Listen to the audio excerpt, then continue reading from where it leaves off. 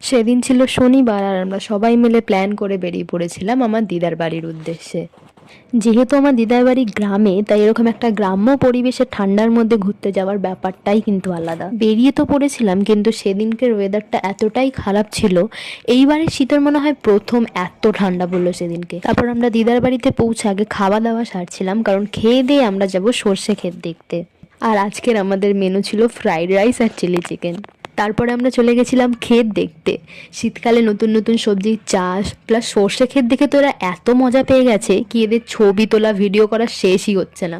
চারিদিকের এত ফ্রেশ সবজি দেখে তো আমরা লোভ সামলাতে পারছিলাম না। এমনিতেও আমরা সবাই টুকটাক দু একটা করে কড়াইশুঁটি তুলে তুলে খাচ্ছিলামই। সারাদিন খুব খুব মজা করেছি আমরা। এত দৌড়াদৌড়ি হাসি ঠাট্টার মধ্যে কখন যে টাইম কেটে গেছে আমরা বুঝতেও পারিনি। তারপর প্রায় 1 ঘন্টা ধরে একটা ফুল তোলার চেষ্টা করার পর ওটাকে নিয়ে আমরা বাড়ি ফিরছিলাম, কারণ অনেক অন্ধকার হয়ে গেছিলো। আর আস্তে আস্তে আমি আমার মায়ের ছোটোবেলার কিছু ভূতের ঘটনা শোনাচ্ছিলাম, যেগুলো ওখানে আমার মায়ের সাথে ঘটেছিল।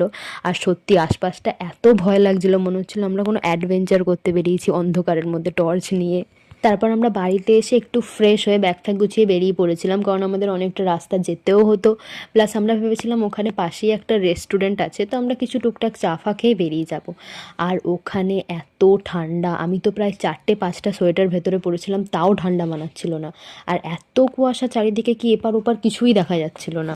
ওখানে পৌঁছেই সবার প্রথমে আমরা প্রায় 1000-1200টার মতো ছবি তুলেছি, কারণ জায়গাটা এত সুন্দর, অ্যাম্বিয়েন্সটা এত ভালো। আমি যখনই আমার দিদার বাড়িতে যাই এই রেস্টুরেন্টটায় যাবই যাব।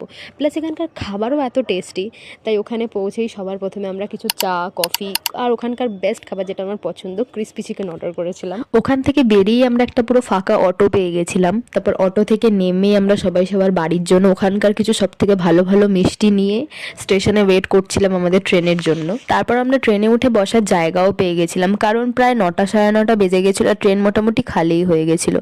আর এখানে আমরা দেখছিলাম যে কে কটা ভেতরে জামা কাপড় পরেছে। তাছাড়াও আমাদের মনটা একটু একটু খারাপ করছিল, কারণ বাড়ি যাওয়ার তো সময় হয়েই এসছে।